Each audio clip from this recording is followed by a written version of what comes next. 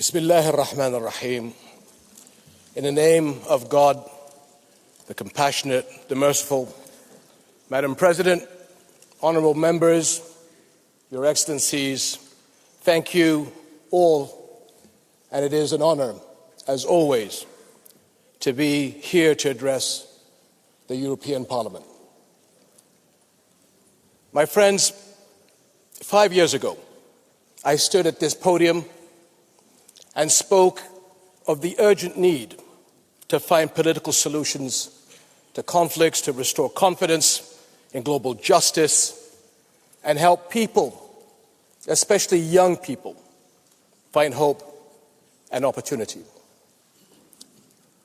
Since then, multiple political, technological, and economic upheavals have tested our international community.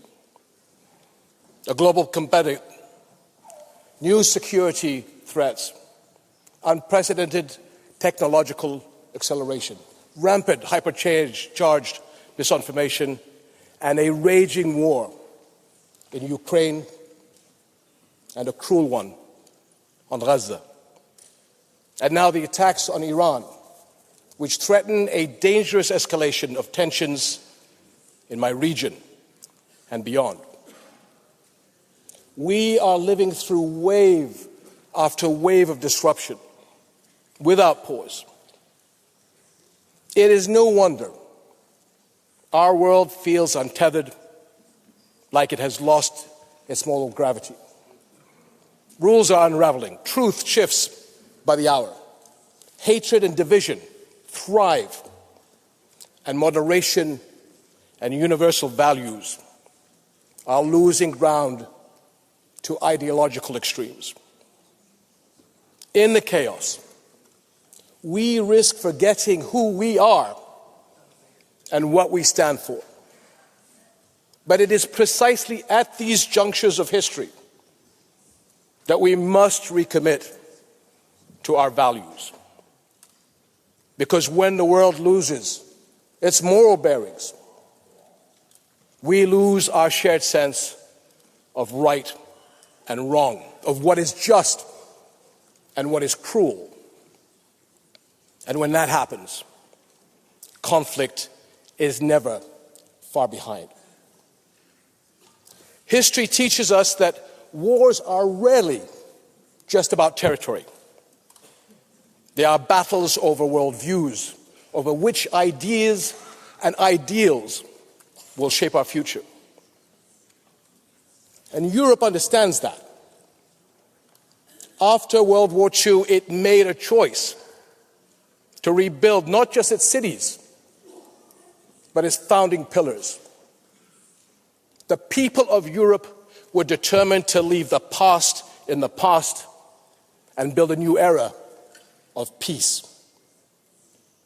They chose human dignity over domination, values over vengeance, law over might, cooperation over conflict.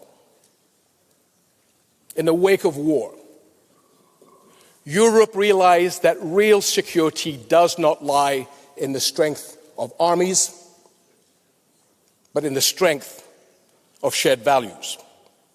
And that peace imposed by force or fear would never last.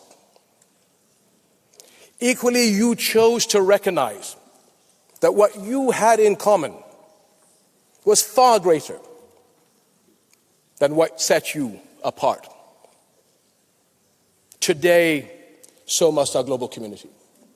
We know that disputes and differences are a human reality, that the challenges we face will only get more complex, and that disruptions are the hallmark of our age.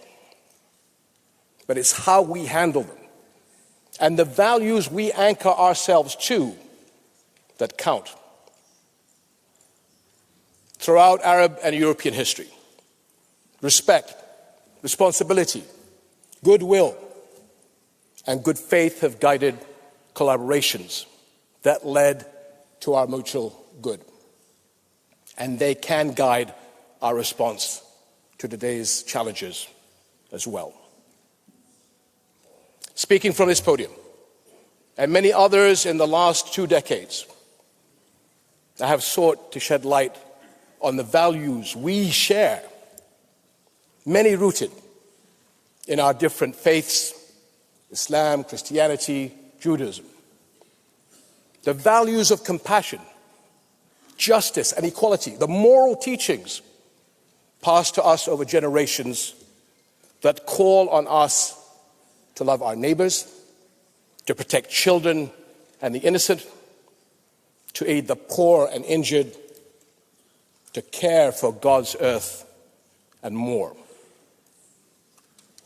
In Jordan, our firm belief in these common values, grounded in our history and heritage, drives our national principles of tolerance and mutual respect. And we are proud to be home to the baptism site of Jesus Christ, peace be upon him, at Bethany beyond the Jordan. Our Muslim country is home to a historic Christian community, and all our citizens share in building our nation. The same call to goodwill lies behind the Hashemite custodianship of Muslim and Christian holy sites in Jerusalem.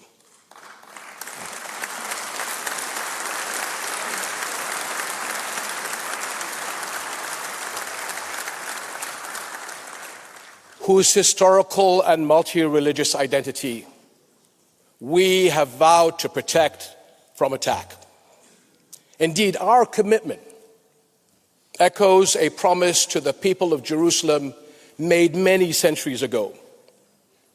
The Pact of Omar ordered Muslims to respect and protect the city's churches and not harm a priest, nor kill a child, woman, or elder. And 1,000 years later, the Geneva Conventions made these tenets universal. Recent events have called them into question. But we must ensure that these values and principles stand the tests of time and turmoil.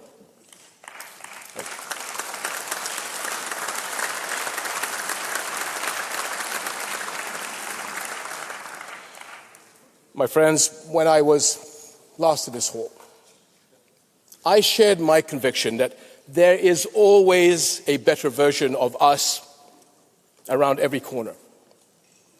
80 years ago, you turned that corner. You chose a better Europe. And for the longest time, the choices you made helped shape a more stable, principled world. Today, that world is in moral decline.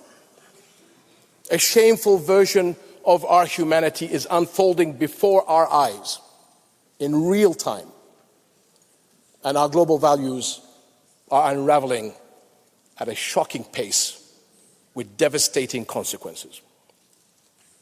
Nowhere is that clearer than in Gaza.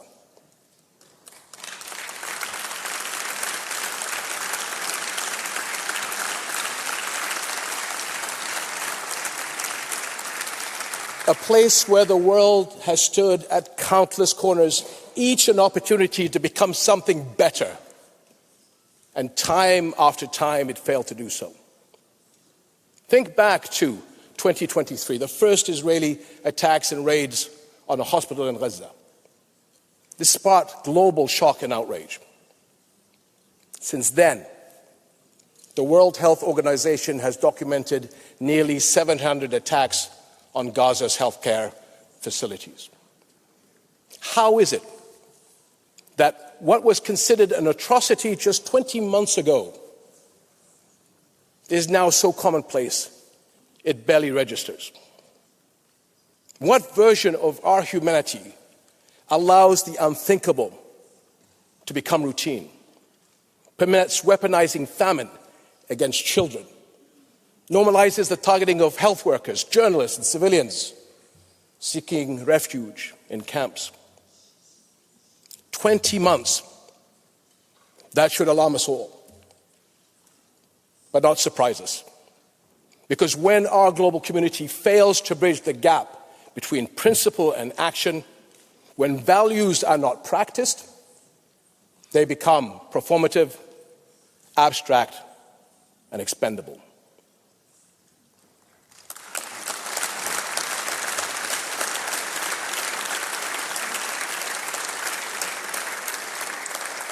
We are at another defining crossroad in our history, one that demands a choice: power or principle, the rule of law or the rule of force, decline or renewal, because that is what's at stake for everyone.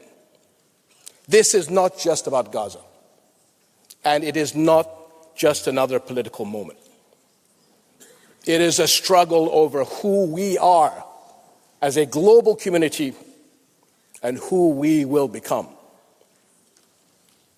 This year is likely to be a time of pivotal decisions for our entire world.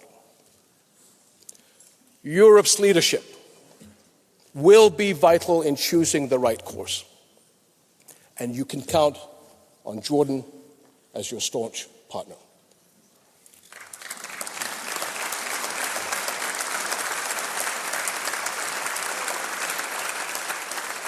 There are two essential areas for action. First is supporting development, because a thriving Middle East creates opportunities that benefit us all. But as we have seen time and again, that reality cuts both ways. When hope is diminished, the consequences ripple across borders. Second is strong, coordinated action to ensure global security. Our mutual security won't be assured until our global community acts not only to end the 3-year war in the Ukraine, but also the world's longest and most destructive flashpoint, the 8-decade-long Palestinian-Israeli conflict.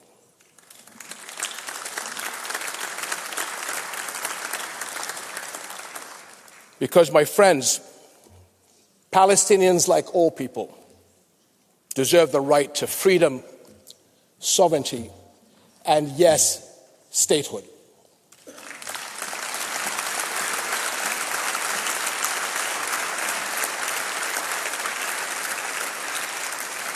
What is happening in Gaza today defies international law, moral standards, and our common values. And we are witnessing transgression after transgression in the West Bank, with the situation worsening by the day. If our global community fails to act decisively, we become complicit in rewriting what it means to be human. Because if Israeli bulldozers continue to illegally demolish Palestinian homes, olive groves, and infrastructure, so too will they flatten the guardrails that define moral conduct. And now, with Israel's expansion of its offensive to include Iran, there is no telling where the boundaries of this battleground will end. And that, my friends, is a threat to people everywhere.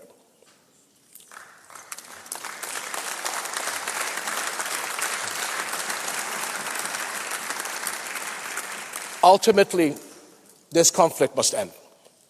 And the only viable solution is one grounded in a just peace, international law, and mutual recognition.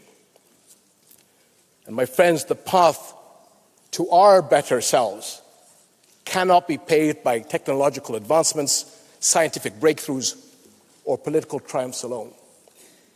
It is forged by the choices we make each day as individuals and as leaders. The path to peace has been walked before.